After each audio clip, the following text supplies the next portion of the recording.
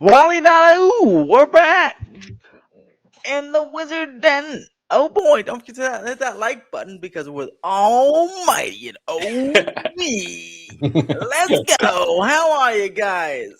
Hey, doing fantastic with these two fine gentlemen. We are all that guy. All three of us are that guy. So it's good to be here with you guys. Can't wait to talk shop with you. Let's rock and roll. Oh, it's well, first time on here. Always nice, hanging out with you guys, talking to you guys, whether it's in person or virtually. So, I can't wait. And like you said, we are all that guy. Yes, sir. Yes, sir. And today we have a special guest in the background. You won't be able to see them, but they're there. This is sponsored by VillainCon Minion Blast. So there you go. And I think Alan, I think we're done here, right? I think we're done here. I'm looking for my band hammer. Oh yeah, you don't have to ban it. You only have 5 seconds to ban, or else it becomes solidified in pop culture. The band fan. The band fan. I love it. I love it. And since this is sponsored by VillainCon Minion Blast, it's only right to talk about the minions here. And so this is Universal Kiddos. It opens next week. How exciting! And there's some previews going on, and there's been a lot of discussion on the park, like this lovely picture here, and then this is the Minions ride. Look at those VillainCon beauties. But super cool. Well, the park is a good idea. What do you guys think about the first look of this park that you've seen online, or just what you've seen, and the reviews you've heard from people that been there and not been there? OG, let's start with you. All right. Okay. So I think the concept is good, right? Like this idea of sort of creating this like almost like Legoland style park, but with the Universal branding, right? Mm-hmm. I have to be honest. I'm pretty underwhelmed with what I'm seeing though. Like this like LA River thing, right? Not the greatest theming. Here's the thing though. I don't want to be super negative. I don't love it. But I will say this, the park is now built. They got the hardest part of this whole thing done, just building the thing. So hopefully now Universal will put some investment into it and really flesh it out, add more shade, add more trees, maybe add some more like indoor rides, things like that. So there's potential here. I think the idea is not a bad one. I just don't think this is, and look, here's the thing. And this is a compliment to Universal. We've all seen what great things Universal can do, right? We've all seen them with Epic Universe and dude, like out here in Hollywood with like Fast and Furious. I think people now expect a lot more from Universal. So that's a good thing. So I think that's a good thing. That shows that they definitely have stepped up their game recently in the last, few years, especially, and really ever since Islands of Adventure. So I think people just were expecting more, which is fine. It's not like, hey, look, Disney is the #1 theme park company in the world, right? But even Disney doesn't hit home runs every single time. So sometimes it happens. So, but anyway, hopefully they invest more into this park and make it. I'm not expecting anything crazy. Like I'm not expecting this thing to be Epic Universe, but I do expect it to be on par with Legoland or even a little better than that. It should at least exceed in this genre or this niche of theme park. So that's kind of where I stand with it. What about you, Alan? Oh, go ahead. I just said we have before we get to Alan, we have a live look at Universal Kids right now, actually. So let's go take a look. Here's the Minions ride over here, and look at it go. Wow, incredible, guys. That's amazing. That's amazing. I love it. Oh man, it's Oh, a live look, and people, oh boy. So, Alan, oh. what do you think about the kiddos? First look at the Universal Kids Resort. All right. This is like the most polarizing park that's out there. You know, definitely like, oh my gosh. First look at the park. It's not bad until you realize it's a Universal park. So kind of like what OG was saying, Universal has raised the bar, and there's a bunch of different reasons of why the park is the way it is too. I do think that it is being overhated because it's a Universal park, but as a park as itself for its audience and what it's for, it's not a bad park. It's just not at the expectation that we know from the Universal universe. Exactly. That's Yeah. exactly. Go ahead, Lou.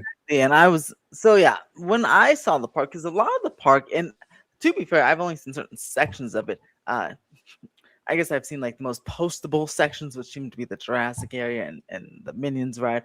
No one's really showing the Trolls area or not much of the Shrek land besides the ride, and probably because those are pretty good. I'm guessing, but the parts that I've seen, the people seem to be showing up the most barren plots of the lands. Like this is crazy to me. I'm like, wow, because the raft ride is cool itself and pretty cool. And even I don't even mind the plastic minion or the minion cutouts or whatever is going on there, because it's just like, like a thing. But it's just all this concrete. It really is the LA River. That's the craziest part. Or like a sewage system or something. Hey, the LA painted River is a good compliment. Engineering marvel. It's true. And if they just painted this like yellow and put a mural right here, it would be like 10 times better for me automatically. And maybe that's the cool part, because that's something I feel like it's kind of easy to do, like maybe now, but I know the park is seasonal, right? So there'll be some times where it's closed, and they can just keep this like in the wintertime, and like it gets cold in Dallas, and sometimes it may snow, so they can use that time to paint this, and maybe add a couple more things, and then maybe next time will be that much better. And my other complaint really of this park is there's like kind of like this, it just looks unfinished. Again, something that could easily be fixed though in a year. So like OG was saying, they got it built. So hopefully they'll, over the next year or so, they'll add some more investment, add some more greenery and things like that. Can I interject? Yes, go ahead. I think that is a really big possibility, because a lot of European parks open like this, where the first year they're in, like, or like, as you look at Energylandia, and even some of their rides, some of their areas, they'll build it, they'll open it up, and then next season they add to it. So they open up the rides first, and then theming later. And like you said, it looks like, it doesn't look bad. It looks, but it looks unfinished, and especially since we know it's a Universal park. So hopefully, like you said, hopefully they will continue to upgrade it to make it look better. But I do think that people they are overblowing this though. But hopefully, like you said, parks have done it in the past where they can still add to it, and this is not a finished project. The situation is fluid. It's fluid. Yeah, exactly. 100%. It's not like they can. It's not like there's something like fundamentally wrong. Like it's not like this ride here was built in such a horrible way. Right. It just needs to be, fleshed out. Like this part, the middle part, is cool. I mean, I feel like that's perfectly acceptable for like a kid's ride. There's minions, and I'm sure there'll be some sound effects in there. And if they just kind of fleshed out the landscaping, or added something over on this part over here, then, which I'm sure they'll do, I think it'll be great. But it looks kind of barren at some points. It does, and it really is, because here's the other thing too. It's like we talked about it. Remy D here says, "Imagine if Disney built this, the online hate would be tenfold." And Remy, that kind of points to what we were just saying too, though. That's the gift and the curse of building great stuff, because that's the new bar. So Universal is going down that same road as Disney, where they're being held to a higher standard now. Like Universal has set their own bar, because they've done amazing stuff. I mean, we'll go through that Ministry of Magic queue and how amazing that is, right? Ooh. Look at the incredible stuff they've done over the years. So that's what this is about, really, where it's like, because Universal has been on a roll.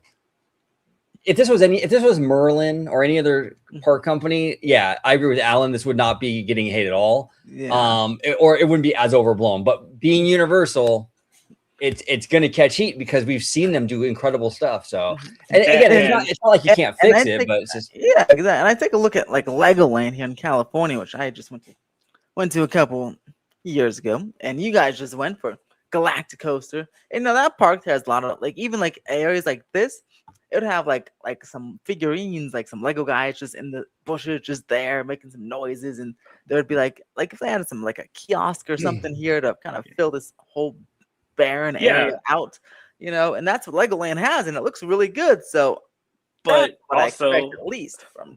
And that's the thing too. Also, like, I know a lot of people, they don't remember it. You have to see Legoland when it first opened, because Legoland California first opened looked more like this. And I know we're saying Universal has a better budget, and Legoland in Florida never had a chance to look like this because they took over an existing park. Yeah, and I think I said it on our last on a different live, where I think they should have soft opened and did this too, and I have to look at the timeline, because I do feel like, because of how it looks, it's like they rushed the opening. Yeah, no, absolutely. And John Make It Rain said that Fresh Baked wants to be on the channel. I did see that, John. I'm definitely gonna Fresh Baked. I'm definitely gonna reach out to him, because I love his content, and we collaborated like about a year and a half ago, and it was a really, really good time. But real quick, Remy D also said Universal now knows what it feels like to be Disney and placed under a microscope. It's kind of funny, because I don't know if you guys saw, but like Legoland was like poking fun at this park. They were at Legoland, Florida, but but it's funny, because I love that they did it, but their situation was completely different as well too, because they literally took over an already established park, which is why they have the best Coastosaurus Rex. That's a great point. And there's less skin in the game when you're just kind of retheming something that's already there, right? Yeah. So, but I think it's also, like we said, Frisco, Texas decided to, for lack of a better term, neuter this park. And and I need to go look more of what was into it, because I went over it last time and said, like, these are the things, but I want to know how much that went into actually theming different things as well too, because I know, like, a lot of Universal's theming, it's made and it's added for night, and I know Frisco, Texas, they were getting them stuff about light pollution and everything else, and like Frisco, they did not want this a destination park. Wow. So now it's like, did Universal decide to be like, okay, well, we can't do what we want, we're just going to finish it because we already invested in it, and then left it the way it is? So because they're saying we're Universal, we get our name out there anyway, we're still going to use this as a feeder park to our other two U.S. resorts. So we're fine with it. And if that's what they were doing, that kind of sucks, because now we're looking at this park saying like, oh, what's the problem with it? What's the issue? Why is it doing this? Yeah, and Robert White says they can't build dark rides. I mean, it's wild. Frisco really put like because that an initial concept art, that Shrek ride, was indoors. At least it showed it indoors, and now it's outdoors. Well, because Frisco said no dark rides. They said no dark. And it's interesting because I guess Dice Servation's a cool guy. I don't know if you ever met him, but he lives, I guess, just steps away from the park, and he went to all the council meetings, and then he's over here saying the mayor wasn't really clear with his words. He's saying all these different things, and it seemed to make it very confusing. And you can't be a NIMBY to your own park. I mean, come on now. But I do think the next location, because I know they want to make many of them. So I think the next location, which in my personal opinion, come on, give something to the Pacific Northwest. Well, Rivers is closing. They had to replace it. But the next location, I think will hopefully get a better city to relationships, so they can really build a cool kids park from the outset without all these restrictions. Let me ask you, Pacific Northwest would be good, or Arizona. Go ahead, OG. Yeah, or Arizona would be great too. Absolutely. Let me ask you guys this: like, with all the restrictions that that Frisco is putting on Universal, Do you think it was like a mistake to go through with this deal? Like, should they have found maybe like another city in Texas or like another area where they had a little more freedom? Or do you think that this location was so prime they couldn't pass it up? Well, I don't think. Let's see. I think because it takes a long time to acquire the land and do all this stuff. So I feel like, and the land was only, I think the park it was like $550 million, which is really not a lot. So it's like not like chump change, but it's not like a lot either. So I feel like they're like, all right, let's just like F it, let's go finish it. We already acquired the land, did the permits, and that you all know how long permits and stuff take. So they're like, let's just do it because everything's acquired, it's shovel ready, and let's just finish it off. And again, like I said, it's not bad, and people I'm sure will attend because Dallas is a huge metropolitan area. So I think it was a good move to keep going and then build another one somewhere else the way you want to. What do you think, Alan? I think, because remember, it's $550 million, and this is from, people are saying how bad it is, but this is from kind of start to finish and what they were doing. And we also think that hotel was a lot into that price. And like they said, ministry was 700 million. So, but I think with everything they put through it and everything that they were doing, they kind of had to finish it up because you're making promises to the city, you're making promises to the other part, you're doing this, you're getting your cuts, and you're getting certain tax breaks. So I think they kind of had to go through with it, even though it's like a neutered version of what you wanted. And I said I don't think they were expecting Epic Universe, but obviously I think we could tell that this is not what they wanted. But I think you have to do it as proof of concept. I think, like I said before, at the time, especially North Texas, didn't have anything like this. You don't have anything in Oklahoma. There's nothing like this at all, too. So I think he kind of had to do this, and like I said, and so use it as a feeder, and then hopefully you get to another area, maybe Pacific Northwest, maybe Arizona. I'm trying to think of other places. Maybe places that you're kind of like in like a theme park oasis. So then you can feed people and say, hey, guess what? Don't go to Disney this summer. Go to Universal, because now guess what? Your kids, they like Jurassic World. They like the Minions. They like these Universal properties that they don't get to see anywhere else. And then so now you're like, hey, I want to go do this. So I think it was too good of an opportunity to pass up, even though it wasn't what they envisioned. That's fair. Yeah, that's fair. And it's the one positive that Universal can take out of this is they can almost kind of do what they're doing with the Epic Universe, right? Because obviously, like Epic was supposed to open with like 2 Harry Potter rides and all these different things, and now some of those things didn't open, but now like a phase 2 or some of these new rides, right? So maybe they can do the same thing here. They can do a phase 2 like enhancement and get people to come back. Yeah, new things happen. I think if they could bring in some money to the city, and like I said, Frisco has a pretty decent shopping center and everything like that, and get people towards there, and make it a thing where you go out there to see a Cowboys game, and now you have something to do with your kids as well too, to make it like a 2 or 3 day vacation just in the Dallas area. I think Frisco, they might change their mind and say, okay, we could loosen up some restrictions and have like during the holidays, we're not gonna have fireworks, but we'll let you have Christmas events. And if it's not really affecting traffic that badly, we could release some restrictions. We could open up some operating hours and days and everything as well too. Absolutely.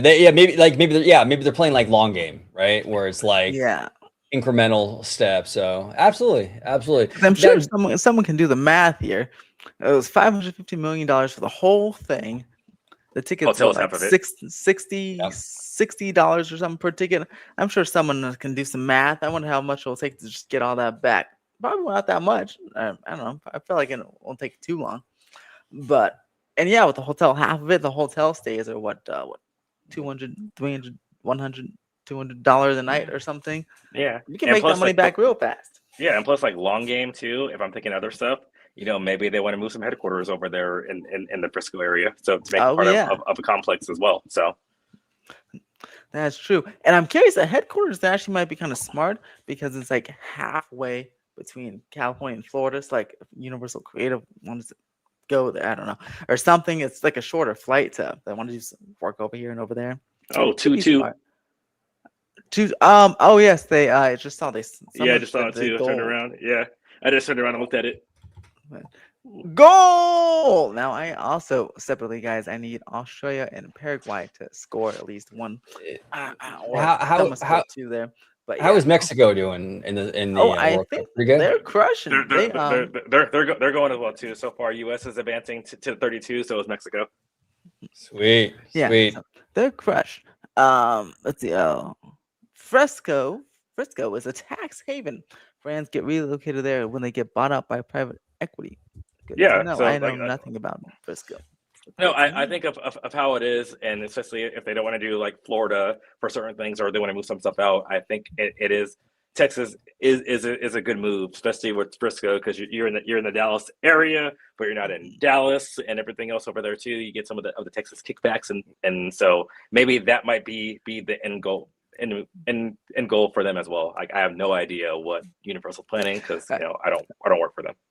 Honestly, okay, this is not even a joke, but I was just thinking. I don't know how much the ride costs, but in the next park that they build, if they allow dark rides, I feel like a Minion Blast, a little smaller version, it would be great. I feel like it would be perfect for the kiddos. I feel like it's a cheap ride to make, and I feel like it should be in a kids' park. It could be themed of something else, but come on, Shrek Blast, let's go. Well, guys, I can be. I think even like even the theater, the DreamWorks theater Yeah, that'd be Oh yeah. would be great. That'd good. be so But good. remember that they said no dark rides, and I Yeah, so think that's why it so. would have to be like in the next location, like if they do one in Yeah, Seattle or something. Which I feel bad for Seattle. I mean, I know Sean was very, our buddy Sean, and from Ranking the Mouse. Um, very sad that the I think it's Wild oh, Rivers is the name. Their theme park, the one and only theme park of theirs, closing. So they'll have nothing. So I hope oh, you know, Rob White says he thinks it's one and done. no, come on, Rob White. If Have, anything's one have, and done, it should be Horror Unleashed. hey, maybe they'll make a new kids park right by Horrors Unleashed, and then just make it two of the same thing. So then you have your dark rides, throw a flying theater in there and everything, and then call it a Ooh, day. Well, let that me would ask you be guys this. cool. Speaking of Horrors Unleashed, because Mhm, that's another whole nother can of worms, kind of like because I'm hearing Wizard, and I don't know if you're hearing the same thing. Like mhm. right, at least right now, the tickets have been kind of weak, right? Which is I know it's they were not running really that heavy discount a while ago, but I wouldn't be surprised. I know they're adding. They had that presentation at I think it was Monster Palooza where they seem to be trying to add a whole bunch of stuff. So hopefully that works out. I think a new maze in 2027. yeah. And someone told me today a lot of Resident Evil stuff just showed up there. Okay. So I Well, hope if they went like the fan fest route in the off season and do like nerdy mazes, I mean that would be that could dope really, too. yeah, that'd be like I, revitalize that whole I thing during the off season, you know? hear me out. Like I think they should do half and half, or doing like that too. So especially not during Halloween, you can still have Mhm, one horror thing, but then with everything else, have your fan fest stuff, have something else there. I know, like I don't know if you've been to the store like into the loop where they do stuff with anime and pop culture and everything, and you can do mhm, it that way. So it's open to everyone because I think Vegas is a prime area for you just to do something that you wouldn't do. But the mhm. problem is, what I think they overestimated kind of the Halloween theme because the thing is, yes, a lot of people go to horror nights because that's their one time a year thing to do it. But then Mhm. if you Right. go to Vegas multiple times, it's like, are you going to go to horror nights every time you go to Vegas? Like, Yeah, no. especially since they don't offer a annual pass option or anything. You have to pay Well, like no, 100. because I don't think they need one because Yeah, I think if you exactly. lived out there, I don't see someone who lives out there going say I'm going to go to Horror Unleashed like every week. Yeah, yeah.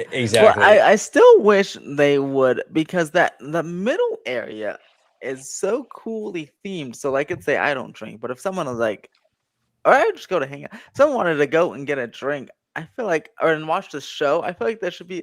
I still think there should be some kind of ticket to just access the middle area for bars, restaurants, and the show, and like a non-maze ticket. Because I feel like a lot of locals, who people, might enjoy Well, that because it's a cool area and it's a cool show, the Jack the Clown show, and the drinks they can make the money off the expensive drinks. So maybe one day they'll still do that because I well think that that'd be a that cool idea. yeah, no, that's a great idea. And what you can even do, because I know right now it closes like at like 10 p.m. or something like that. Hmm. But Vegas is like just barely coming alive at 10 p.m. So maybe you close the mazes at 10 p.m., but you have that bar and everything open like till like 2 or 3 in the morning. Well, I think that, but especially in the summer of how hot it gets, like you can have the mazes go to 10 because people are walking out at 8. It goes 10. Stuff starts cooling down like literally like that too. So especially on the weekends, like you got the mazes close at 2 and have everything else close like around 4 as well too. Yeah. And then Alan, all we need then is for Camilla to work there and make our sidecars, and we're good to go, man. Oh god, that's right. or Angie too. Angie made the bomb sidecars. We be doing bar chats there every week. Let's do it. We got Kiki and Luca in the house, by the way. What's going on, Kiki? What's up, Kiki? Luca. But yeah, I think the Vegas location for that, they can really play around with a lot of different things, and I'm sure they'll find something that works out. The Chicago one, if that ever happens, will be a little tougher though, I think, because it'll be FanFest Unleashed. Yeah, yeah, that's not like, Vegas style energy. I don't know how late people stay on Chicago, but yeah, no, I think you have to change. I think you have to change the theme because there's a lot of people who love Halloween Horror Nights, but there's a lot of people who just they don't go for Halloween Horror Nights, and there's people that are just like me, where I'm like, if people want to go, I'll go, but there's nothing that really draws me there.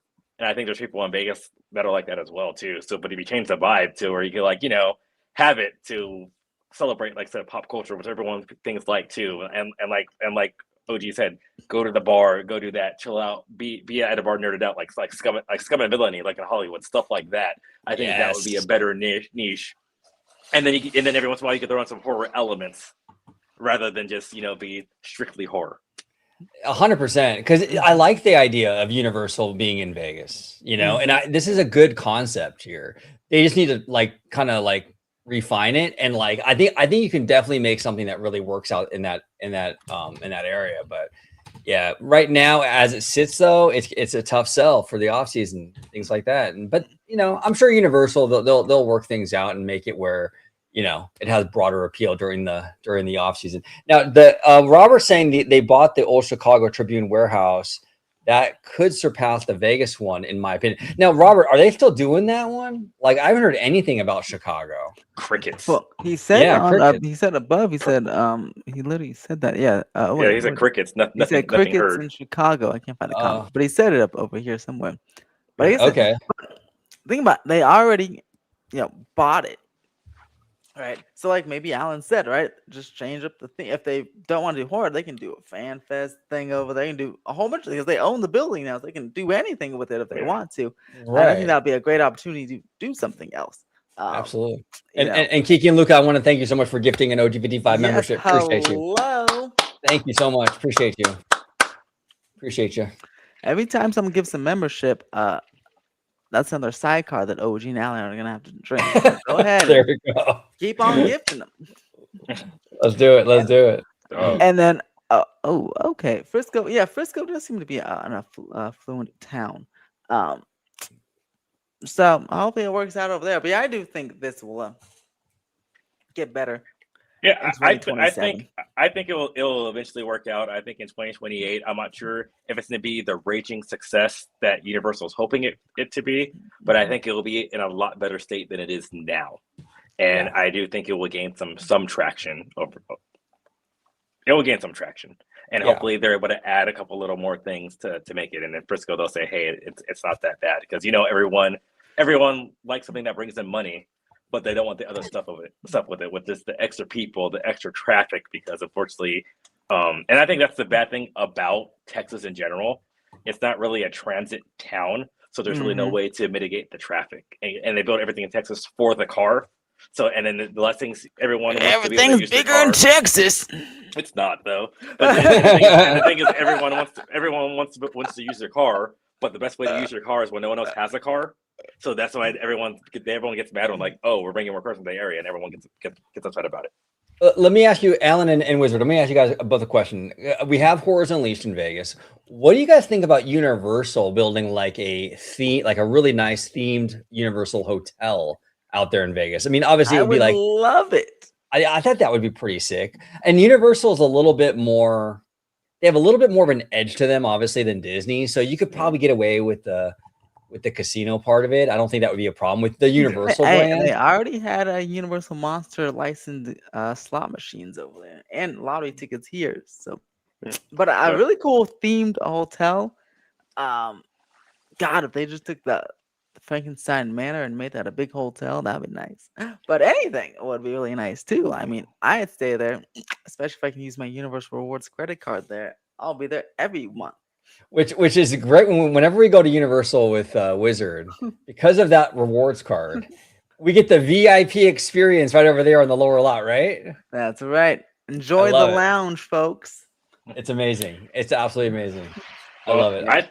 I think a Universal Hotel. I also think it's like what's going to be to catch the gimmick and everything as well too. What would they put in it? Because I do think the strip is kind of going away from over the top themes.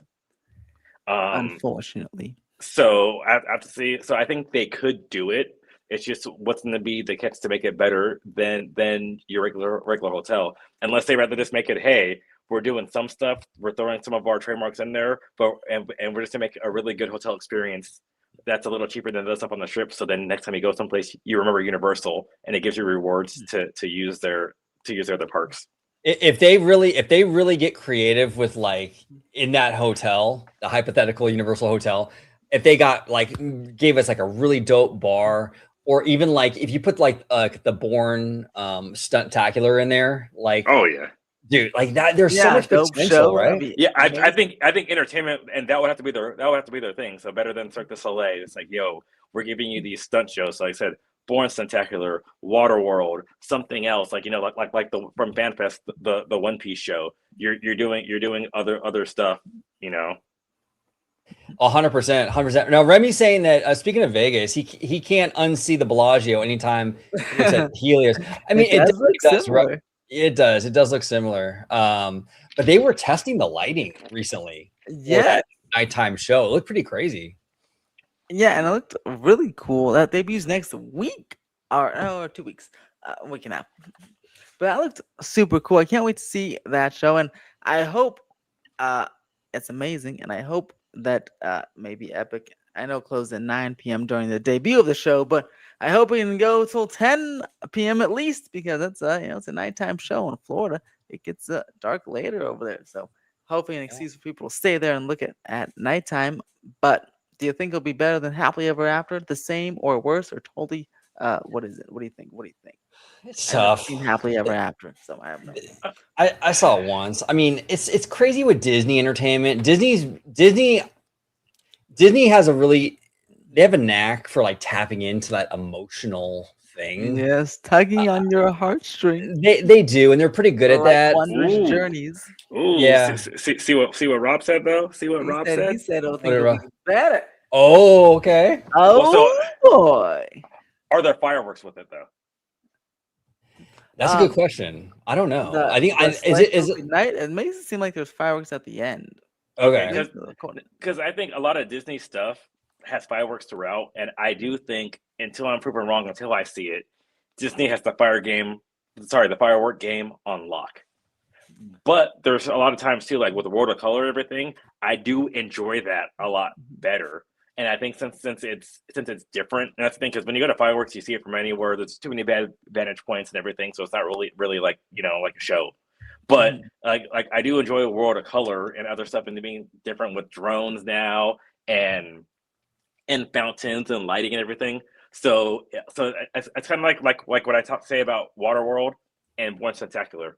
Like I don't know which one's necessarily better, but even though right now I do like the Born Spectacular more because it's different and it's not what we're saying. So I do think it could be better with that one.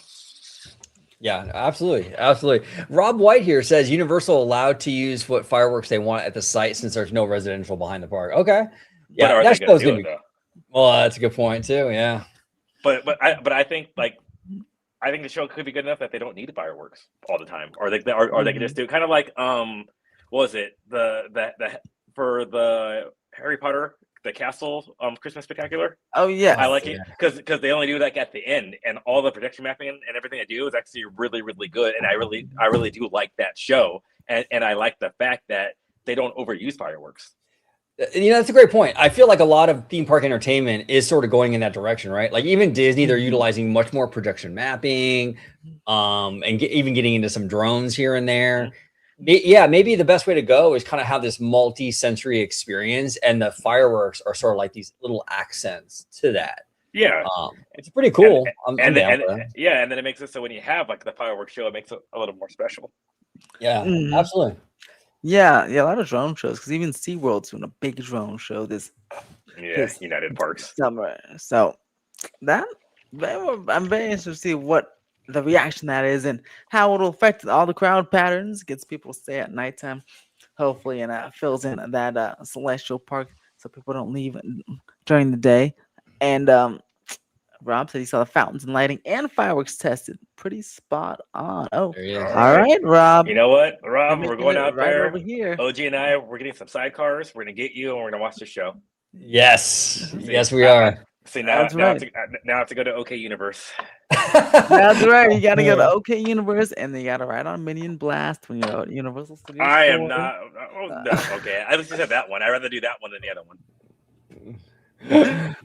You gotta ride a Minion themed attraction. It's the law. I rather do Minion Mayhem than You can do Minion Mayhem That's or better than the Villain other one. Con. I don't know. Whatever you like.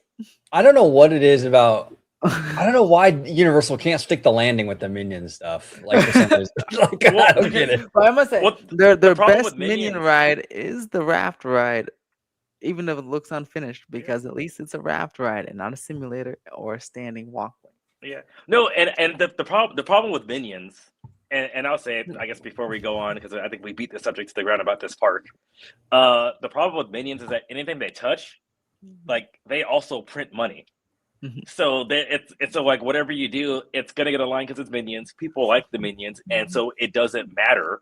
So they're able to have blast stuff because they're the Minions. Mhm. And I think that's just the worst part about the Minions, because even some of those movies were like, now I'm like kind of like, yeah, like I don't need a Minions movie, right? Because like I really don't, but it's still make a lot of money because it's the Minions, and I think the rides are the same way as well too. So even though we're feeling that they're not sticking the landing because we think the rides aren't where they should be compared to the rest of theme park portfolios, they are really popular because they're the Minions.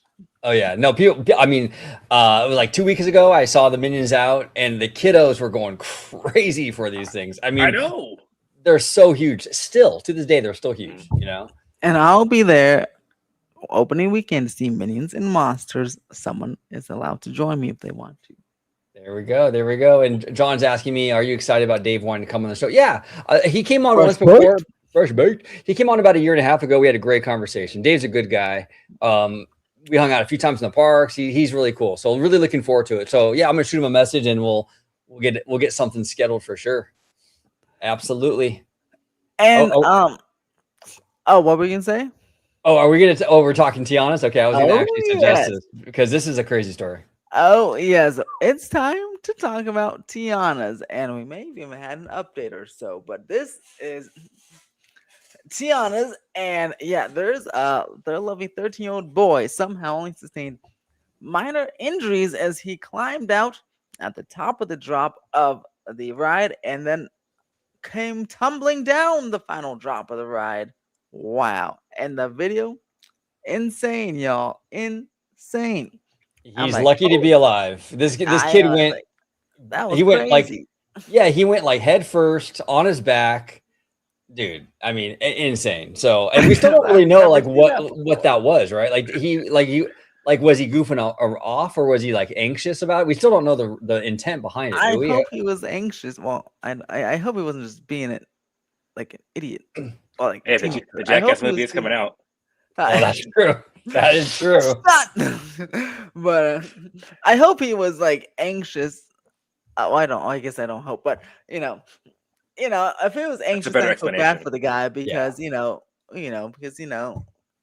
like, because look, you're standing on the ride or on the bridge, and the drop goes under you, so it may not look that bad, right? And then you get on the ride and you're going up the final drop. Especially a lot of people, that never been on it before, don't know there's those drops inside. He's probably, oh God, what's happening here? Drop in the dark. And then you go up the final lecture and say, oh God, this is taller than what it looked like up front. And you're like, oh wait, I don't have a seatbelt. I got to get the heck out of here.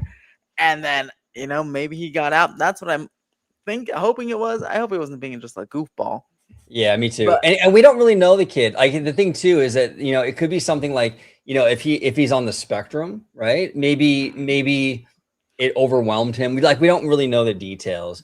And I hope Disney, I will say this, I hope Disney accounts for all this stuff, the context of what happened when they make the decision of whether to like come down with the band hammer, or not, because I do think that does matter. If he's goofing off and he was just the band fan, whether he's gonna get the band fan or not, it's like, honestly, like if he was just like freaking out and maybe he's on the spectrum or something, I don't think Disney should ban him.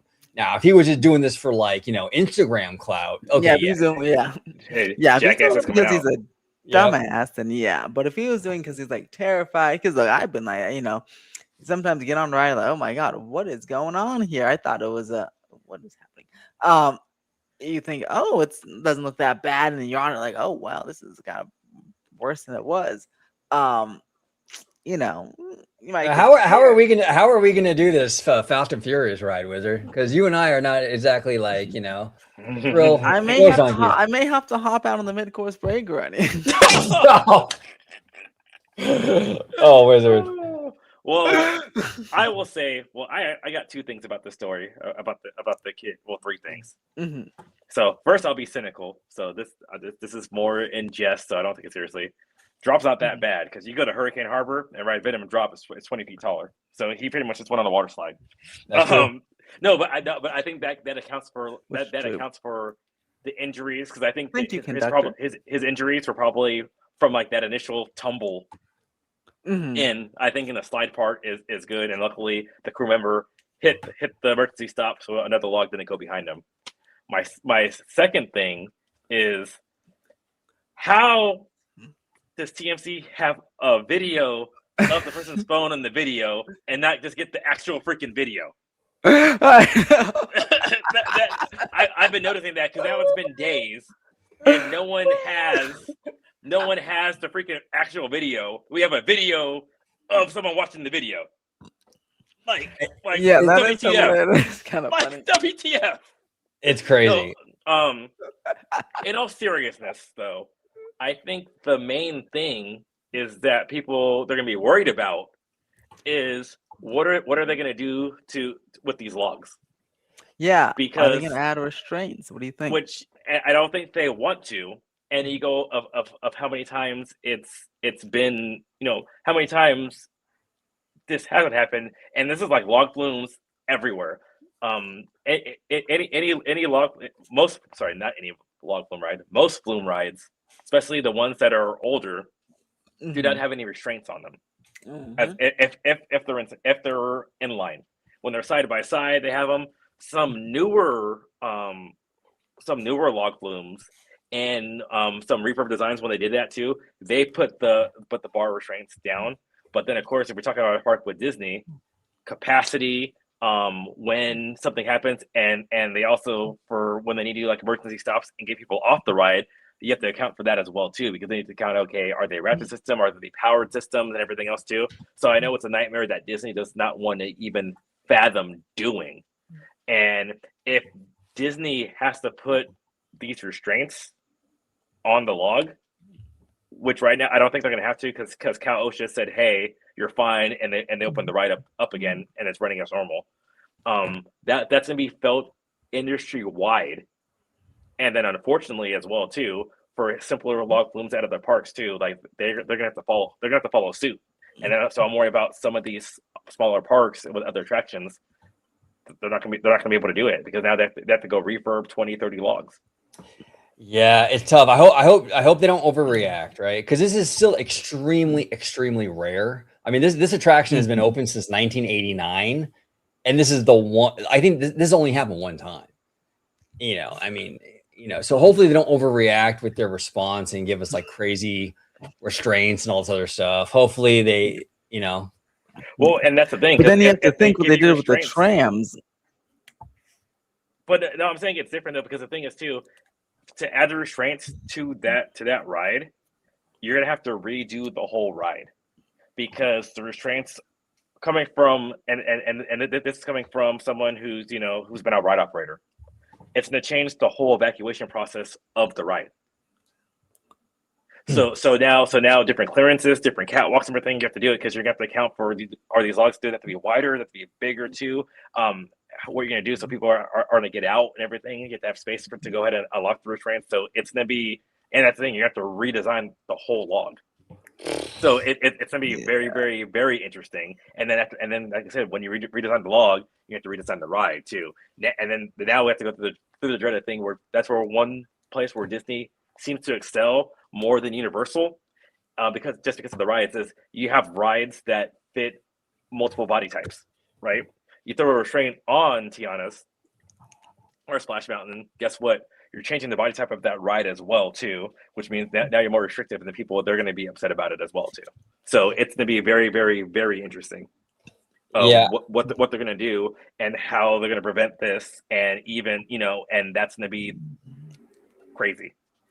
Disneyland has gone through some pretty crazy stuff the past few months, right? We had this unfortunate accident recently, but even a few months ago with that streamer, Oblivion, and his girlfriend. Oh yeah. And they were swatted at Disneyland, which is insane to me. Mhm. Yeah. So I think, it's weird. Disney has a lot of a lot of issues. Disneyland has a lot of issues right now with these kind of crazy things happening in this park. And how are they going to address this stuff? So it's going to be interesting to watch it. So yeah, I think the swatting is easier. It's funny. You want to think about it. Swatting is easier to handle than someone jumped off a log at the last minute to go head first to go down a water slide. He was like Venom drop.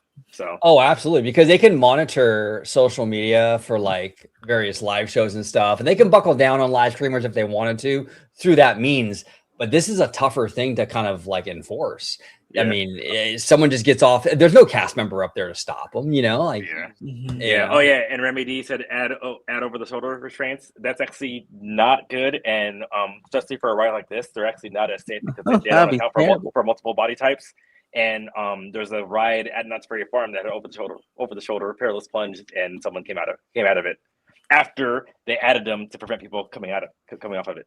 That's crazy. Yeah, I remember that. That was a cool ride. Oh, man, Perilous Punch. Woo, that drop was crazy. Hey, Wizard. Did you ride Perilous Plunge, Wizard? I did not, but I was gonna say, if you rode that and you're not riding Fast and the Furious, we got issues. I used to always stand on the bottom of the bridge and get soaked by the big wave in the summertime. It was quite an intense wave, but I was like, that ride is insane. It's like a vertical drop, just about. A Venom drop. I'm like, that was crazy. The lawyer. What's the difference between a lawyer and a herd of buffalo? The lawyer charges more. That's a good one. I like that. That was good. I like that. That's hilarious. And then now we come to another controversial story here. Look at this. What's this? Well, it's some security hub. This is crazy to me that this is even controversial. I don't know. People are losing their minds over this, but go ahead. So what happened was on last Wednesday, Universal officially opened the brand new security hubs: the West Hub, the East Hub, and the Central Hub. You have the West Hub by Margaritaville, the East Hub by Margaritaville, the Central Hub by Jurassic Park, NBC Sports Grill, and the West Hub in its the current spot where the security was. This is the enclosed city walk in the bubble, and maybe get some later hours and some cool nightlife back, and just to make it easier to go for the guest, right? And unfortunately, there was the movie theaters behind this security hub, the AMC theater, and I didn't know there are that many AMC fans that went to this theater. I mean, I guess it's very important. It's a really cool theater, but boy, the AMC fans particularly were very upset that they had to go through security to get to the theater, and it caused a massive uproar online. It even shocked me. I was like, oh, I didn't realize I'm not part of the film community, so I didn't realize it was that much of a problem. Now, Alan has a good point. The central security hub should have been in the other spot where it opens up to the movie theater and the big plaza, because it's more of a grand entrance. I totally get that. But boy, yeah, some of these people were saying some insane things on Twitter thanks to Save Your Cinemas uh, tweet that got over 1 million views and some crazy comments. What do you think about it, OG? Do you Oh think man. are you gonna stop going to City Walk? What are you gonna do? No, I'm not stopping. This is crazy to me that first of all, I'm surprised it took this long for them to do this. I mean, honestly, downtown Disney, you have to go through security to get into downtown Disney. So the fact that Universal is doing this, I applaud them for this. I love the Universal bubble because like what you were saying, Wizard, it opens the opportunity for more nightlife. So you can get like maybe some nightclubs in there now and stuff like that. So it's a huge win. And here's the thing.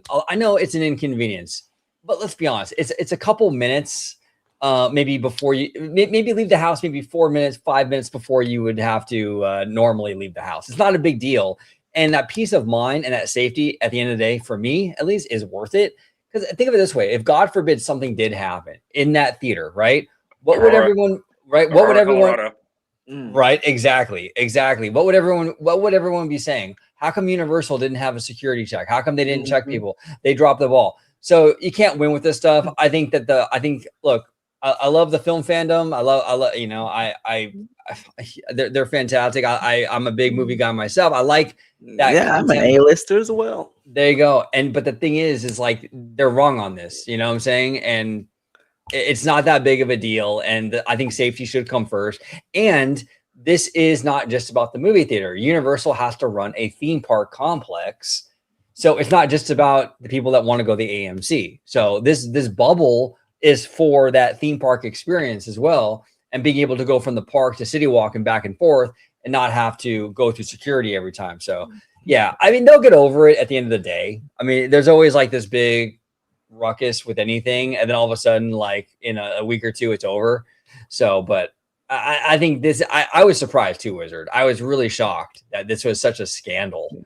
Yes, and as Alan gives his take, here are some of the tweets that some people felt about this shocking change. So I'll put it this way. I'll put the context behind this. The AMC at City Walk is the 8th busiest theater in North America.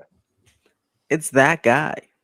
So so that's the context of people people kind of don't understand. It's one of three 70 millimeter IMAX capable theaters in the AMC chain. Okay. If I break it down countrywide, it's like one of 17 like that too. And it's one of the only ones that has 70 millimeter film and IMAX laser GT. So this theater is a hot commodity. People also don't like change. And they're like, oh, why is someone going through my stuff to go X, Y, and Z? No, so does the Chinese theater. The Chinese theater has screening. The Regal at LA Live has screening as well. Oh yeah, they do that. I realized. I forgot they do have security screening. Yeah. So what the heck? Yeah. So El Capitan, Chinese theater, and those are part of. They're just theaters. They're not even part of the whole complex. No, and I think you have to understand where everything is coming from, who's doing what, who says, you know, that thing too. So I understand why people are doing that, because for one time, they're like, oh, Disney does security starts at the parking lot. The parking lot, the parking lot. So I do understand people, and on Wednesday, because I went there on Wednesday. I went there on Wednesday, and I knew this was coming. I didn't know when it was coming, right? So I got there, and at least when I got there, they were saying, hey, go this way, because we're doing this. Hey, and even when I was parking in my car, no one told me. So so I have two qualms about the whole setup. One, or I guess you could say three. But my main one is my parking space, 2M for life. It's done. 2M. Can't use it anymore. It's gone. So I see 2M for life, and OG and Wizards are like, oh, how do you get there so fast? 2M for life. I can't use 2M anymore. so I am very sad about that. Two is the central hub, as Wizard alluded to. I feel like now when you're going in there, I feel like you're sneaking into City Walk. So there's not really a grand reveal. The better grand reveal now is over at the Curious George ET, it is a better reveal than the central hub. But when you think about the central hub and it's central, you're going into the center of City Walk, and I think they need to kind of upgrade that so it doesn't feel like you're just sneaking into City Walk. Because I feel like you're walking through the cut, because you're walking through a Korean barbecue place that's not there, an Embassy Grill, and then you kind of have to turn around to see, oh, hey, this is kind of what's going on in that area. And then my third one, which I didn't have the issue with it, because one, I knew it was coming. Two, my first day there, people were kind of leading me. But from people that I talked to, if you're going there for the first time, depending on where you park, you kind of don't know where to walk until you get to a part, and then it says you could walk here. So, and to get to the escalator. So I think maybe some that's of a the real signs. problem in Jurassic. Yes. And that's something I was worried about when I was filming my updates. I kept saying in the video, I was like, okay, because I did a full walkthrough. I'm like, all right, guys, so where's the visual cue? And I'm like, oh, the support is the visual cue. They just colored them red, and they're supposed to follow the red lane, but it's very, you can't. There's no sign. Yeah. You have to, So like, I think there probably should be like maybe a painted walkway on the ground for now, something, or something over there, or different things for walking. But right now my new parking space, I think it's like 3H now, 3L. That just doesn't roll off the tongue as much as It doesn't. 2N does. So, but I think those are my three things. Now, going to security, I have talked to other people. So I think some of them, they're mad over the confusion, because if you're used to parking in Jurassic for a while, and depending on how you get in, now it's like, hey, guess what? I have to update. I have to update where I come in now, which is really understandable too. And so I've been telling people, hey, Curious George, and I think maybe they should do that. They should say, like, if you're coming for the movies, park in Curious George. Way better, yeah. So I think that because every park about saying, hey, this is for the cinema, theme park, City Walk, and maybe it's like, hey, guess what? Like, cinema should be Curious George parking. Just because it's better for them to go in and out from there. And I think that's where City Walk / AMC / Universal, they kind of dropped the ball on that one, to let people know. To say, hey, and they can put it in their socials, hey, this is the first day of the security hub. This is the best parking space for this, because if it's theme park, front gate parking in Frankenstein, it's the best one too. If you're coming for the theater, Curious George, ET's the best one. If you're coming for City Walk and you want to do everything, Jurassic Park is your way. I think that people will have that, and they wouldn't be as mad, because talking to some people after they calm down and they notice that, hey, it's better, and the whole process is pretty efficient, then they're like, oh, okay. And I know some other people, they're just worried that they're going to be stuck in security screening, because I think certain people, they've had horror stories of going to security when everyone had to go to Universal, and because of the way it was and how crowded it was, and how slow it was like that too, and everyone going to a single point, they're worried about that. But now that everything's dispersed to 3 checkpoints, and I haven't waited more than 3 minutes to go through any point. I know once people, they start going through there, then they're like, okay, it's better. But a lot of people, they're just worried about, because people, it's not that bad. They're like, wait till it's busy, wait till it's horror nights, wait till it's this, wait till it's wait till you go during a busy time, like a regular time. And I've been in the morning, I've been in park closing, I've been to go see a movie over there too, and it hasn't been bad. But people, they're worried about change, and they don't want to deal with it. And I think that's why they're mad, and that's why they're so outspoken. Yeah, no, 100%, Alan. People get really funny about change. I agree with you on that 1,000%. One thing too with this whole setup now, which is a positive, is I think it will help some of the businesses, like when you park an ET, right? That security checkpoint that empties out right by like Margaritaville. I think that's going to help Margaritaville a lot, because Margaritaville is like, I don't know how that place is staying in business. There's never any more than like one person there at any given time. So I think this will help that for sure. Yeah, I think it's because it's a chain, and other parts do it, and I think it does get busy, because I think people, because I've done it before too. I've gone to Margaritaville because I know there's no line, and I think that's what happens with that part. But I think some of like the Raider store died because it was just like on a dead end, and I think it would, like you said, it would definitely help some other stores as well. And a Pop Mart opened at a perfect time, because they opened right when that opened, and now everyone has to walk past it to go to their car. So that one should help That- them and Margaritaville out. Especially, I'm surprised. I know they have the World Cup games on the big TV outside, but Margaritaville, I don't know if they're doing anything, but they should have a little watch party or something to get some people in there. A lot of other, NBC I had think a a lot of good people. a World Cup crowd. I think a lot of people do. I think my thing is, I don't know. You guys know this better than I do. Those walkways, the spaces above, like kind of above Jurassic, but like above NBC Grill Oh and yeah, everything. the city food area. Well, not but before that, I think Oh, they need to do before. something. They need to do something up there. 'Cause Oh I think yes, it's that's Yes. where that's where the comedy club was and the Howl of the yeah, Moon bar was. Yeah, and I'm yeah, and I sure think now that they have the bubble, they can hopefully put another bar over there and it'll be lit. yeah, I think a bar or something outside. Because I'm thinking like if they built another screen opposite of the NBC screen, Mm-hmm. right? And you have stuff because then you're overwatching and looking at. So especially like for the World Cup, for sporting events, for whatever, you can put stuff over there. Or even if you're having like a dance party with a DJ on the stage in City Walk, and you have that screen showed over there, people they could chill right there and be a part of it as well. I think it's so much just untapped potential that, and hopefully with the bubble, they're able to add stuff to it to make City Walk a better place. Because right now, City Walk was just the sidewalk to Universal Studios Hollywood. Mm-hmm. You're 100% right, and it was kind of crazy. I actually had a conversation last night with Jay Shear and Tones Poppy and our good friend Evan, right? And we're talking, and we were talking Tones. We were talking about how like a lot of younger kids now, like maybe more like the Gen Zers and stuff like that. Like they're getting kind of like technology fatigue, and a lot of like in real life experiences are sort of coming back.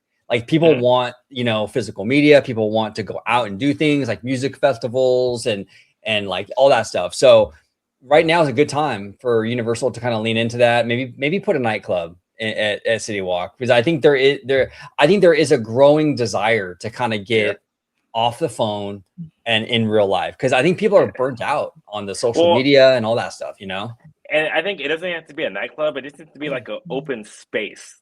Yes. And just for people to do something. And that's why I said, if you have something where we're gathering, and like I said, the World Cup is a great one. Hopefully they do it for the Olympics. And I do think that, especially with that side fake entrance for City Walk, which is now the central entrance, that you need to walk in. I need something that says Universal City Walk. I need a big screen. Could be widescreen. So when you walk in, everyone's TikTok, whatever phone, it says, they know you're at Universal. But when you're having a watch party for the World Cup, when you're doing stuff for the Olympics, when you're having a Super Bowl, whatever you want to do, it's right there. And so people know. So it says, hey, come to City Walk. So it's twofold. It's a big advertisement, but then it gives you that open space where, hey, guess what? You could go be around people and enjoy these events without paying $500 to go sit in the stadium. Yes, absolutely. And you still have that stadium. Or you can just listen to John's coverage over here. I love him in the chat. He's over here just giving a whole bunch of coverage. Look at that. But poor, I guess one of the players hurt his ankle. But yeah, I totally agree. And yeah, super. I don't say easy, but super something they can put up pretty quickly. A giant screen. City Walk loves those giant screens. They just put up a giant one for Raising Cane. So they can do that. They can put it anywhere. And they can just remove that Raising Cane's one, put it somewhere else. That's like a waste of a screen. I know it's a really big too. It's a really nice and bright. Yeah, for Raising Cane's, I'm like, really? It's crazy. They went like full Vegas for that place. I'm like, what? For Raising Cane's, like no. Now, what do you guys think is going to happen at Twosome? Because that's another one that like I never see anyone in there. The problem with Twosome, and this is what I noticed, it's hit or miss when you have the theming of Twosome to make it what it is. But like what they're doing, I think they're busy enough, and I think now that they're in the bubble, it's gonna be better because this is the issue. Nobody wants to go to City Walk, unless you're going to the movie theater or the theme park. If you're going to the movie theater, maybe you'll stop by Twosome's on the way out, or Margaritaville or whatever like that. And that's the thing, Margaritaville was on the dead bottom too. Or you go when you're going to the theme park. The problem with the theme park is that when you go for the theme park, there's two times you're gonna go get food, because before you had security. right? So you Mhm. go when you go in or when you leave, because no one's really going to leave the park to go to get out of security, to go eat, to go back to security, and Yeah. Mhm. pay more money for it, right? There, when I could go in the park, not go to security, pay too much money for food. And but if you go towards like the end of the night, like when the park closes, that's when Twosomes and NBC Grill and everything and everything kind of gets busy Mhm. because it's you have to go when people are coming in to Universal Studios or leaving Mhm. Universal Studios. Hopefully, the bubble will help with that. So I think hopefully Twosomes will start increasing during I guess lunchtime, medium hours. Yeah, and it was last Friday, I believe. Yeah, the Alan and I tested that. We're we're waiting around Fast and Furious for a while, and we left in the middle of the day, get some NBC, and came right back. And Oh oh, it yeah, was the and saw the best World day of Cup my game life. too. Yeah, We and saw watched the US, World Cup. Yeah. yeah, US versus and it was flawless. And I will say too, we did notice there was a lot more people doing that. Yeah, People there leaving the was. There's park. and because the NBC became really busy at like Yeah, that 3 o'clock time, and there was a line even out the door, and yeah, there were people coming out of these Universal going back in. So yeah, that's exciting. Exciting for the future of City Walk and Universal because people are starting to realize, oh, it's pretty easy to go back and forth. yeah. And Because people maybe even like during summertime when or like now when the park's open till 10, they may even want to go in the park in the morning, see a movie in the middle of the day, and come right back to the park at yeah, nighttime, which can help out AMC as well. yeah. Well, no, I think AMC they're not going anywhere because even Oh like yeah, no, they're definitely if I not. go back to like okay because here you go because Disney Springs because people complain about going through security and it doesn't work. So the fourth busiest theater in North America is the AMC at Disney Springs, which you also have to go through security to go Mm-hmm. watch. And I think people they just don't realize it too. And and the crazy thing about City Walk too is that it's like it's like next to in Burbank the busiest theater in North America because Yeah. Mm-hmm. which is the AMC Burbank, right? And then it's also near the Grove, Century City, and everything too. So we have a lot of options. So even the fact that you have all these options and that City Walk is still number 8 in North America is freaking crazy. But like I said, number 4 in North America is also behind security as well, and it's not hurting. And Yeah. getting into Disney Springs is a nightmare. Like I went to Disney Springs one time too with the family, and last time I went, we were like never again. And it was Let one me thing just too. tell you, in our Orlando trip in February, the only bad spot Liz and I had was the one Valentine's Day date night at Disney Springs because there's just a lot of traffic and then it No, was hard to get that in. no, I'm that's what I'm like, saying. And yeah, oh it's my the goodness, fourth busiest theater in North America. So yeah. if they're able to figure that out and they're doing it and people are still going, your security hub isn't that bad. Well, you know, it's interesting too, kind of off topic, but kind of on topic about Disney Springs. I've been there once, but it's funny because a lot of like the Floridians are like really impressed with Disney Springs. But as an LA guy, like we have the Grove, the Yeah. Americana, the I mean, we the have the Commons. village right over here, but Village, Century City. yeah. It was And I was very just much. like, It it felt like was every mall out here in so. LA to And me. that's what I was thinking. I mean, like some things were pretty cool to me, like the Circus Soleil Theater. I'm like, oh, yeah, that's cool. And I like the big Coke store, but we couldn't even enjoy it because when I say I couldn't even see the ground. Yeah. We couldn't even enjoy. I couldn't even see the ground. We were just walking. I tried to even look at the stores. Like, oh, let's explore. We had our paddlefish, which was kind of mid. I was a little disappointed. I thought it was gonna be a big fancy boat restaurant. Like it's gonna be all nice, but the food was kind of mid at paddlefish, so I wouldn't recommend it. It's kind of expensive and kind of mid for anyone going to Florida. Should But they change their name to Paddle Mid? yeah, it should. It's talking about OK Universe. It's like paddle OK fish. But yeah, we wanted to explore afterwards, and it was so miserable. I mean, she had to go to the bathroom, and there's a line out the door, and people are in the. There's also, I should put, there was like a cheer competition or something. So there's all these 32. cheerleaders, Oh, and I was, we're behind? Yep, we're behind. damn, Behind. that's crazy. But yeah, it was kind of crazy. I was like, I know Downton Disney is much smaller, but at least I can see the ground when I'm walking in it. Well, I Yeah. don't know.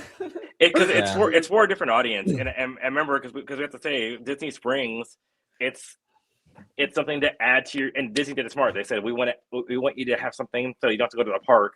It's free to get into and everything else like Yeah. that too. But it's just it gets so busy at times, and like I said, right, and rightfully so. Yeah. No, and Remy says Disney Springs is only special because it's on Disney grounds. Well, no, I think Disney Springs Yeah. is only special, and I'll say this because remember, because I told you, OG, Yep. my cousin came from Australia, right?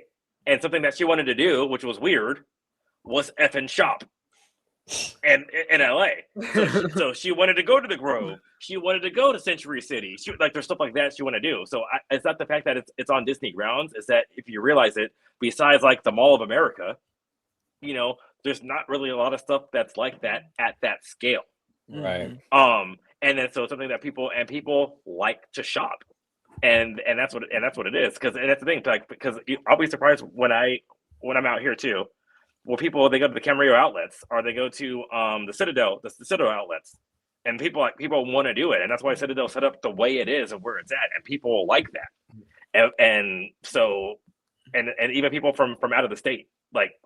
They like that. I know people who live up in Oxnard, and they're like, hey, like, where are we going? We're going to Topanga. We're going to Century City. We're going to the Grove. And I'm like, what? Like, people like that. So, and I think Disney, they said, hey, we're just doing this over here. So, we're bringing the Grove to Florida. And one more Disney Springs problem for me at least. And it actually has nothing to do with Disney Springs itself. I just wish it was better connected to the Disney transportation network because we tried to take a bus to a nearby hotel and we went to the wrong bus stop, but then the bus didn't come for like another hour, and so we just Ubered. So I just wish it was like connected to like it's just a better transportation. I don't even know if that's possible, but Disney it is, but that's one of the things too where Florida, like I said, yeah. we make. I hate to be on my urbanism kick, but it's like we're making these cities urbanism kick. like we're making these cities for cars, Mm-hmm. and with so many different things as well too. But I remember like where we parked. We found out like the best way to get to Disney Springs was just to freaking walk from where we were at too. So yeah, I will say this. If we're talking like retail and shopping and stuff, like for me, like whether you're with your lady or whether you're with like maybe like your mom or your sister or whatever shopping, for me the worst experience is going into Sephora. I'm just like pulling my hair. It's so boring. I hate going in there. Ulta, yeah. I have my worst. I have my procedures. I walk around with Liz for about 5 minutes, then she knows I'm like, okay, I'll wait outside. Actually, at Topanga, I like it because we walk in like, yeah, we're going to Sephora, and then I go in there and I walk out and I walk right into the Apple store. Yeah, exactly. Exactly. Right next to each other. I do have one really good thing I would say about Sephora though. I usually only go in there by myself for like getting gift cards because as you just explained, all girls seem like Sephora gift cards. Yeah. And I love last time I went in there, it was Liz wanted some specific thing, and so I actually got the thing this time. And even though there was no line, the lady was so nice. She did like a mobile checkout, and she just let me pay and tap my card on this mobile device. I'm like, "Oh, you do that now?" She goes, "Yeah, it's a new thing." I'm like, "I love you, Sephora." For the boys. That's what I said. They edited it for the boys. Exactly. Absolutely. I'm like, okay, like I'll come buy some more stuff in here for our gifts for wives and aunts and moms because you made my checkout that much easier. So nice. But yeah, the Sephora is always a little cramped though. I mean, even if it's not busy, their aisles are really small. There's really stuff in there. Ulta, yes, and Ulta was another one. Last time we went to Ulta, my father-in-law and I walked into Five Below, and he said, "We'll see you a little later." Yeah. No, absolutely. Yeah, it's crazy. Disney Springs, to kind of wrap up, put in a nice bow. Yeah, Disney Springs is okay. I think for that area, I think they don't have like that area doesn't really have a lot of that kind of experience. So it's cool. It's beautiful but out here with the lake and the bridges and some spots in Disney Springs. Like I want to do the the boat house thing. We can get in the car boat thing. That's cool. Yeah, we did that, it's and great. yeah, it's fun. We did that, and our boat driver was like so New Jersey. It was so funny. Yeah. So like some stuff is so cool. It's just it's beautiful. It's just a little too busy, and it's not really that impressive to someone who lives like you said with all these outdoor malls. It's cool. It's cool. Just so too crowded for me. We just have it a little too good out here in California. What can I say? We do. That's right. I got a question about the Six Flags coaster. About how Oh is that yes, coming along? John. Let me answer a couple of your questions. Yes to the Hollywood rides thing and the Six Flags coming along. It looks like it is. So I'll say yes. I can tell you that. It's coming along. The tracks on site. I think they finally got to the point where I think they're done terraforming the ground. They got rid of some more stairways, so I'm not sure when they're going to start building. Hopefully, they're going to start pretty soon because for a 2027 opening, right now it's looking like the end of 2027.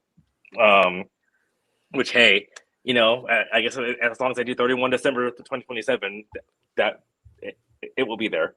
But hopefully, with all the land prep and everything, and they're doing all the electrical stuff, because I'm hoping it does not get pushed to 2028. But I mean, maybe the only problem with the new Six Flags Entertainment Corporation is that because now we have Hollywood Drift 2026, which now I don't think they want to go ahead up with that. So Montezuma's 2027, and then Montezuma's 2027. I could see them pushing it to 2027, and then guess what? And now we're doing Six Flags Coaster 2028. Or sorry, Magic Mountain Coaster 2028 because it's like, do you want your two parks to do that unless you want them both? Unless you want them both in 2027.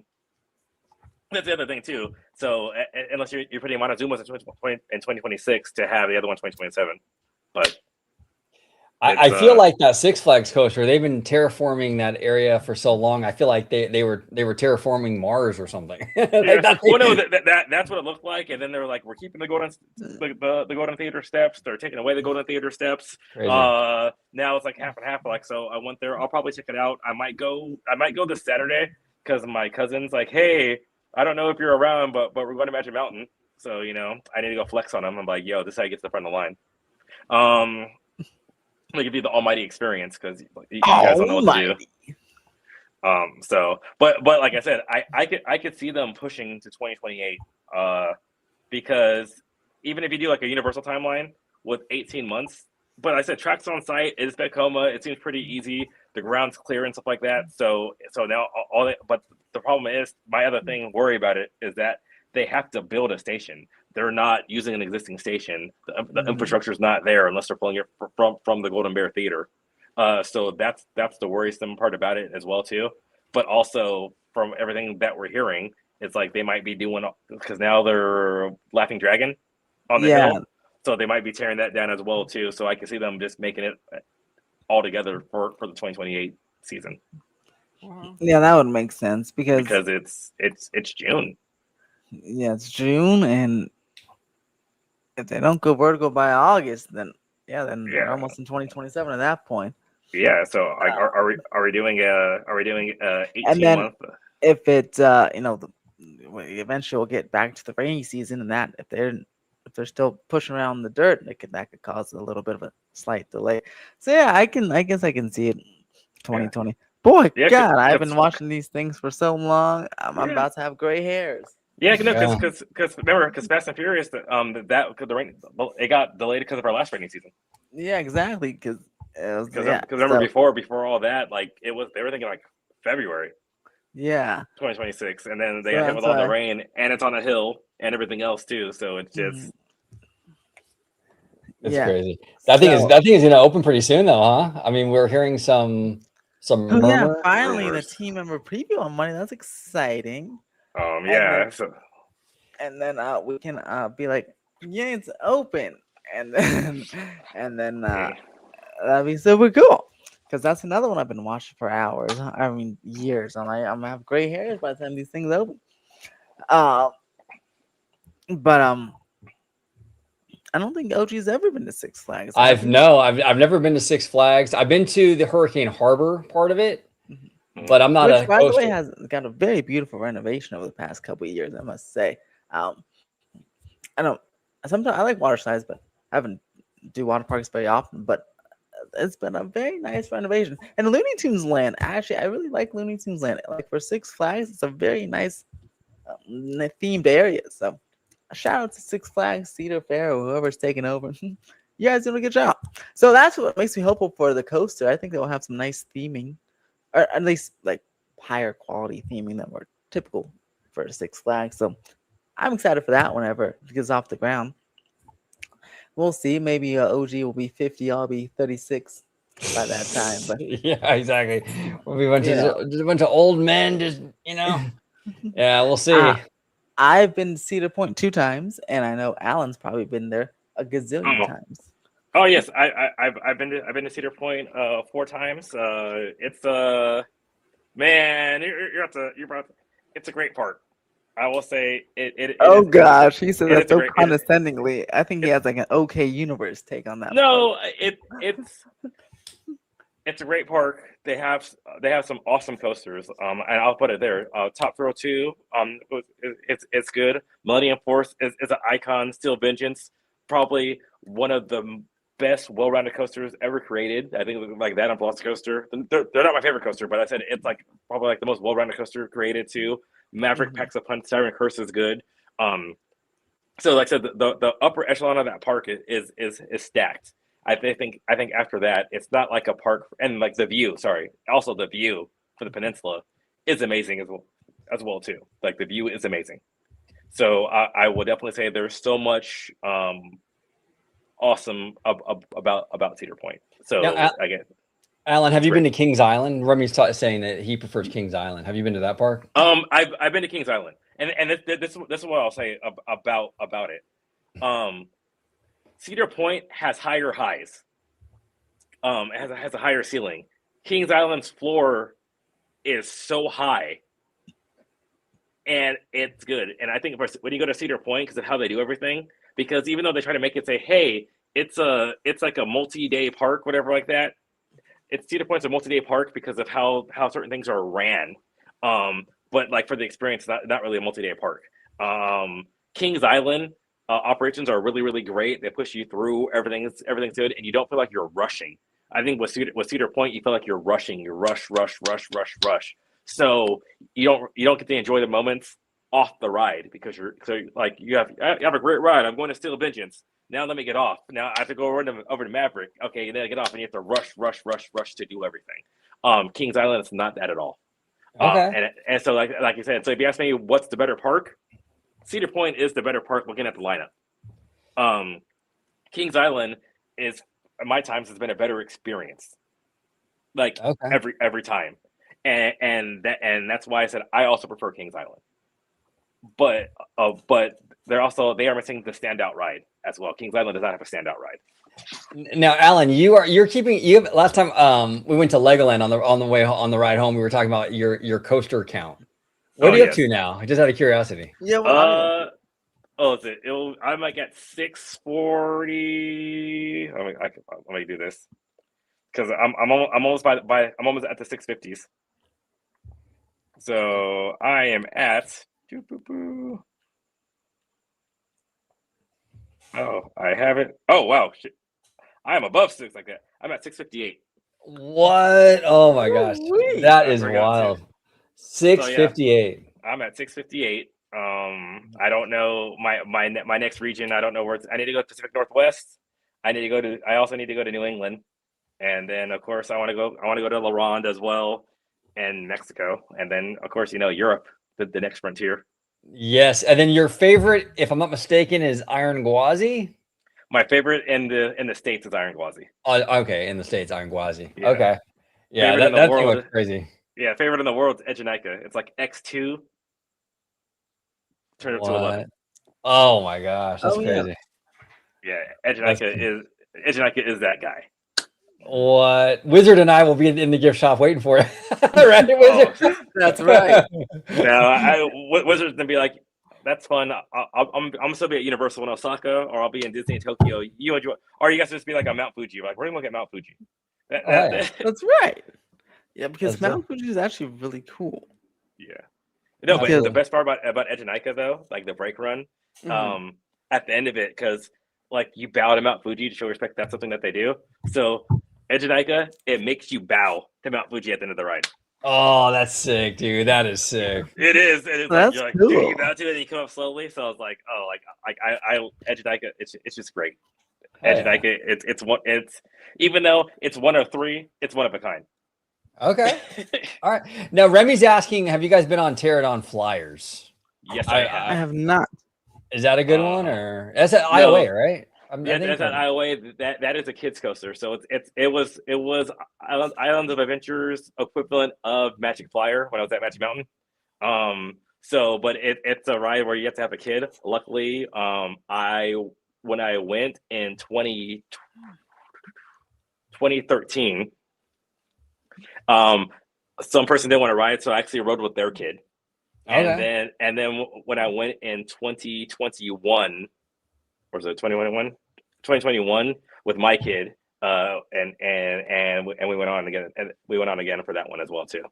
Nice. But it's a nice easy ride. Okay. Nice. Yeah, you guys could go on it, but we have to find like a new kid because my kid's too big now. He's 16.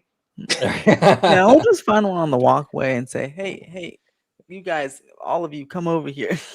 Dad, mom, kid, let's go together. It's like, I will pay you. Kids. And I've seen that before too. Like, I will pay you to ride this ride. Oh, man. Well, thank you all for coming on here on this Magic Thursday. Oh, yeah. And where can everybody find you, Almighty Coast? One thing really fast before we start. I will say this. Unfortunately, this year we're seeing the death of another park. Yes. So it's actually Fun Spot Atlanta. Mm-hmm. Oh, okay. So it is closing August 2nd. It's its last day. It is really, really sad. They actually built a big world-class coaster to try to bring people in, and unfortunately, it did not work. So if you're in that area, go ahead and support Fun Spot. Yeah, go ride the ride. Go support Fun Spot. It is sad. I might try to get out there. We'll see. But coming from all the way from California, it might be a challenge. But other than that, you can find me at Almighty Coasters on YouTube. Here like that too. You can see me on these guys' channels as a featured guest panelist, whatever you want to call it too. But you got me on TikTok. You got me on Instagram. You got me on Facebook, and you got Almighty Coaster, not plural, on that Dreaded X. There it is. Yeah, the Dreaded X is a great way to put it because it's very much the spot where all the toxicity kind of is what's the word? It's kind of centered in that app, right? Mm-hmm. It's just bad. Like you can't be happy. Like, it's a great day outside. It's horrible. We're going to war. People are dying. Children are crying. No, I got paid today. You should give that moment because people are suffering, this and that, rubbing in my face too. Oh man, like this happened. Like, I got in a car accident. You should have been driving better with that too. I don't care that the other guy was drunk. I'm like, dude, like you can't. You can't win on X. You can literally make a tweet saying I'm praying for all cancer patients, and somebody would attack you. Oh, so you don't like? So you're hating on AIDS patients then? Yeah, or regular patients. But someone with emergency room, you don't care about them. Yeah, right. They'd be praying. What are you, a MAGA supporter? You're praying? praying for their downfall. My God, yeah, it's kind of crazy, as you saw with the Savior Cinema tweets on AMC. It's so crazy over there. And and the Universal Kids tweets, and just about any tweet. OG, where can we find you? You can find me right here on YouTube talking theme parks with these two fine gentlemen at Orange Grove 55, on Instagram as well, Orange Grove 55, and on the Dreaded X, Orange Grove 55. Hey, you need the band for the X. There we go, the band fan. And before we leave, I have to hear my favorite clip. Bob Chapek, let's go. Oh, you want Bob? Okay, hold on. We got Bob. Give me 1 second. 1 second. Here he is. Apologize for not being the ally that you needed me to be. Peace out, folks. Sorry, Bob. I accept your apology. Bye-bye.